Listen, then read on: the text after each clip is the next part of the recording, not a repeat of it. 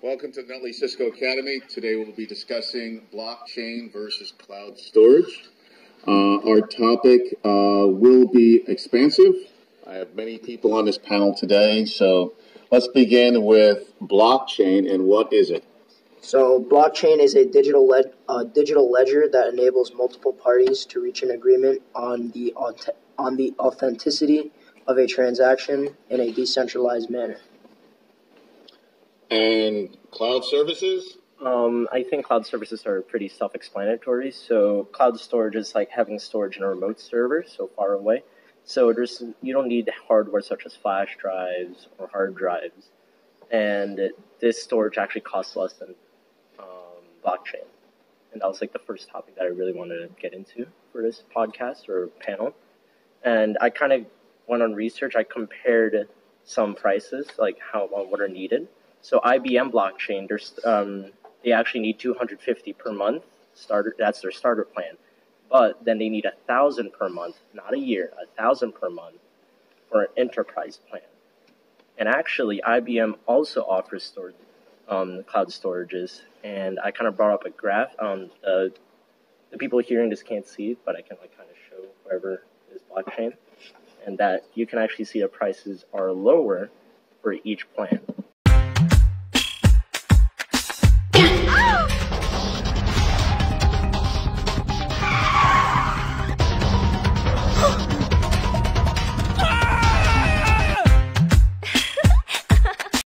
And we're going to pick up back where we left off on price. Thank you for our commercial break.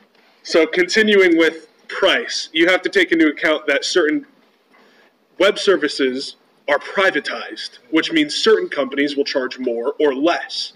This goes along with blockchain. Some will be more expensive, some will be less expensive.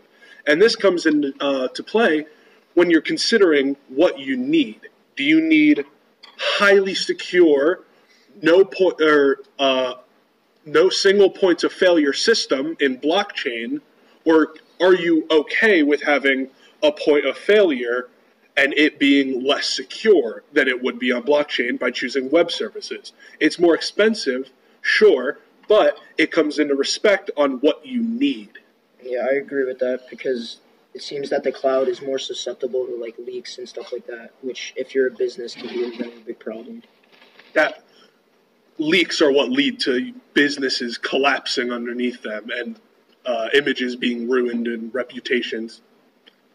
And that's what it comes down to, because in the end, blockchain is just the more secure option, and you really can't deny that. Mm-hmm. The way that it's decentralized, it's meant to be so secure. Yeah.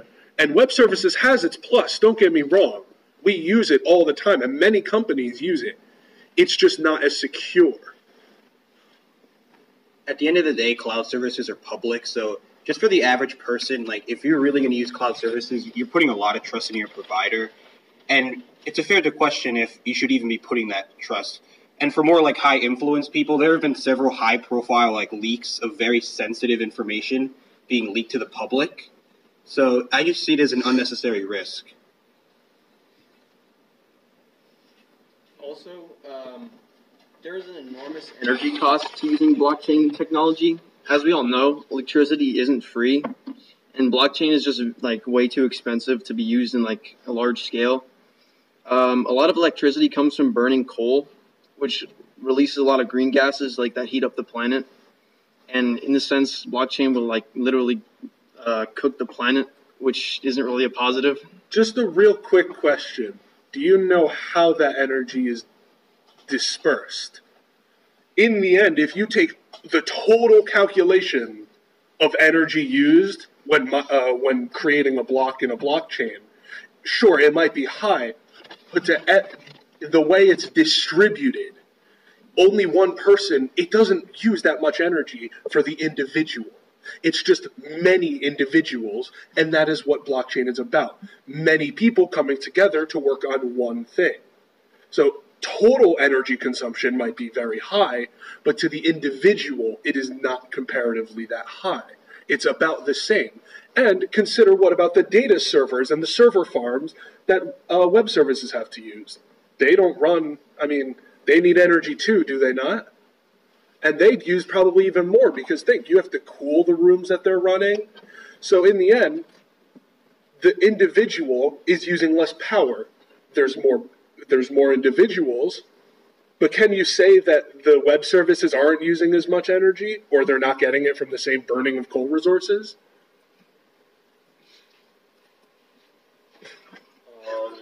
I think he lost that part of the argument. Let's move forward now. Wait, we have someone else who would like to chime in on energy I want to use. go back on the security flaws that you talked about. There's always that one unavoidable security flaws that you guys have as blockchain, which is called the 51% attack. I don't know if you've heard it or not, but it's where the 50% of a blockchain's computing power is aggregated and controlled by one attacker organization. So a large amount of data and the revenue is lost. So I'm just saying that that's just really one big security thing that you guys can't get around on. So I'm saying that's really one big flaw and one negative that you guys really have. You keep saying we can't get around it, but we have stuff to around that. In the end, sure, it is a fundamental flaw, but there's ways you can patch stuff like that. And one of the patches that they've done for people who try it are, because your IP address is just given when you use the blockchain. If you're using a VPN or some sort of obfuscation device, something to hide your identity, they could still block that IP, meaning you can't connect through that anymore. And if it's through a public VPN, not one that you've made yourself, they have your real IP. They can figure out what computer you are and block access to blockchains. And they can remove blocks from chains and make people essentially just start the block over. Well, sure, in the end, it takes time. It stops attacks. And there's ways of identifying, and there's ways of criminally charging people who do this. So it is an attack, but in the same sense, web services can be attacked in more ways. Because in blockchains, with the individuals, getting access to one individual's computer isn't going to do a whole lot. But you walk into some web services place, you get access to a single laptop with admin credentials, and now you can just willingly do anything you want. While there's security flaws in blockchain, I'd say there's more in web services because it's essentially just server farms, and it just plays into the security of what blockchain provides over web services. I just feel like, bottom line, if you're a business and you're trying to play it smart, I just don't see a lot of pros coming from cloud than there is from blockchain. And as a business, you would have to make the smart move for everyone's sake to just, get something that's better and, pay the money. Yeah, it might be more expensive, but at the same time, you are getting better security. I kind of see one more thing about blockchain is since you're having multiple people on it, right? Isn't there this room of human error? Wouldn't there be this everybody makes mistakes as a human, right? And everything has to be recorded accurately according to blockchain, so no data leaks can happen or security risks. Mm-hmm. I think there's just that room of error that can easily happen because everybody makes mistakes.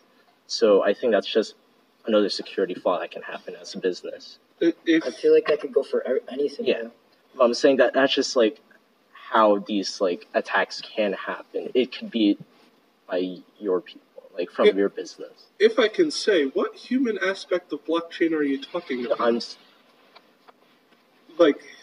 Because everything's automated with blockchain. What you do is you partition a part of your hard drive, and it works automatically in the background. The human doesn't do anything. But do you still not have to record events that are happening? Those are recorded automatically. There's a central server that takes all the transactions. And by the way, I wanted to define, transactions are like money transactions. They're just data being transferred through the block and the client being the computer. So there really is no human error to be had.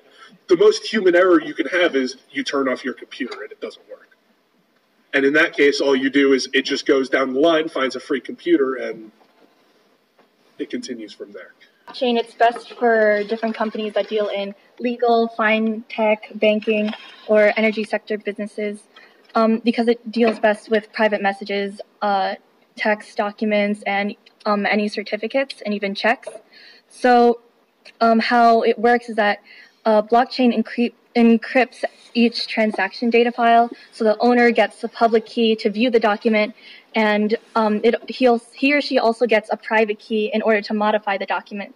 So this means that anyone in the company is able to view it, but only one person who owns the private key is able to modify and edit it, which increases its security. I'm just wondering, because when you said security, you said that people borrow their hard drive space, right? Yes. So doesn't that mean, like, because I know that in history there's been lots of issues about where people download something onto their computer and compromise their computers. And then there's just been like all these kind of hacks and all this on personal computers. So wouldn't this also affect blockchain? In theory, it could, but the way partitions are made is you can't have a partition for blockchain be made from anything in your hard drive that has data on it already. You have to format your hard drive, make the partition, and this way, if something tries to access that partition, one, the partition's encrypted. That's the process she was talking about of public and private keys being transferred. That's called encryption, and that's being important because if you don't have access to the keys that you need, the hard drive space can't be accessed. And most of the time, all it is math.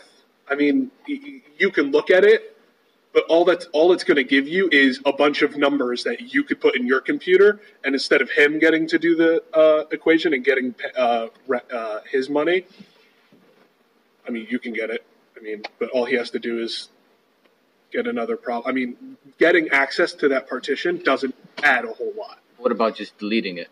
Deleting it, I mean, like on a whole larger number of computers, for example. Like, let's just say something happened. Millions of computers who were volunteering for this had their partitions deleted. In that case, they just install their partitions again. Okay, but the data is not lost because the data is not saved on their computers. All it is sent to them. Their computer's hard drive space is used, and it's sent back. Okay. So sure, you could affect a lot of time, especially time being a really big thing in blockchaining, especially. You could affect productions through time, but in the end, all they really have to do is reset the partition, right? Yeah. But if I were to say without like being rude at all you'd be is annoyed by doing. So, but if it was like an industry that was very time sensitive, for example, so they needed to access their data then and now, like, wouldn't this affect them more? It could. But blockchaining also keeps the blocks that it's completed. So in the end, it would take time to get the new blocks you need finished, right? So think about it like 100 blocks. Say they were 50 blocks through. You went through with your tech. Partitions are deleted. New blocks can't be made for, let's say, like a couple days, right? And if it's something super time sensitive, that can be an issue. But it's not like the data they had is gone. So, is that kind of what you mean? Yeah. Okay. Anyone else? Okay, I have a point. Okay, so blockchain may seem really like efficient, but like the problem is a lot of people on the earth aren't really that tech savvy. Like cloud storage is like really simple to use. But blockchain, like, a lot of people don't have the knowledge necessary to even, like, use blockchain.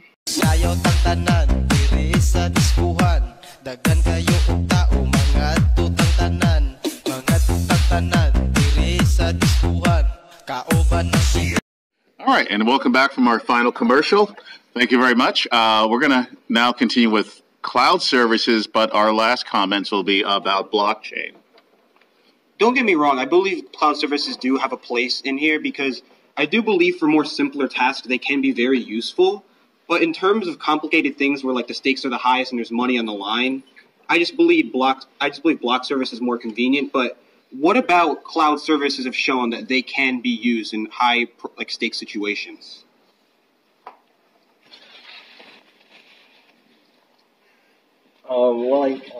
For cloud services, I think it's very good for cooperation. So it's very optimized for easy, immediate data exchange, giving access to multiple people in your business, and actually, it's actually better for storing videos, PDFs, and other files that are needed for businesses. So it's really good for businesses to have an efficient way of just sending data to people and then also giving and also So kind of something like gaining data. Google has, like Google Drive. Google Drive is another cloud service. And adding to that, I know web services are they're a lot more customizable than blockchain could possibly be, because blockchain is essentially just setting hard drives and doing the equations that that the server set for you. But WS is more customizable in the sense that there are many different options where you can get your plans from. Yeah, cloud seems like it's a lot easier and simpler for many people to use, not just like for blockchain. It's like Rodas said before. Just like one of my colleagues said before, it can be very complicated with blockchain, but cloud just seems way easier for everyone to use. And like you said, it also comes into play with teams. Teams use web services more, as it is, again, like I said, more customizable and easier to access. And it, like you said as well earlier, it's cheaper. So if your plan is security and the benefits of that security, blockchain is the way to go. But customizability and team-oriented work is highly more efficient on the web services platform. I would say that cloud services can also back up data. You know how, like in Google Drive, you can, let's say you resetted your phone, you bought a new phone.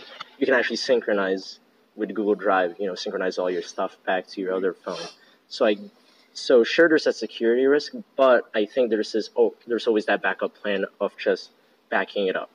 It's easily backed up. You can create multiple files in the cloud storage. And you can actually kind of protect your work from being wasted. So every work is for a business, every work is precious. Every PDF, every file, even every image or presentation is super precious to businesses. So having this kind of backup security from cloud services is really good for businesses. And also it's very efficient because it's cost efficient and costs less than blockchain. Right. It's also usually available. I know that the uptimes for most of the servers nowadays for cloud storage and all that is 99.9%, and they barely go down. So when it comes to availability, it's also really nice to have everything you want when you want it. Yeah. So it appeals more to maybe large businesses that might rely more on blockchain, but many small businesses just don't have the money or time to mess around with that sort of service when they could just go with just cloud storage. And I also want to say that web services and blockchains are somewhat different things. You'd use them for different purposes. It's almost a little difficult to compare the two because blockchains don't really have users. They have clients. Users are people who actually use a program to interact with it. Clients just being computers. And web services actually have to use users to, you can't have it's a website, right? It's a web page. It's web services, obviously. You have to have users that can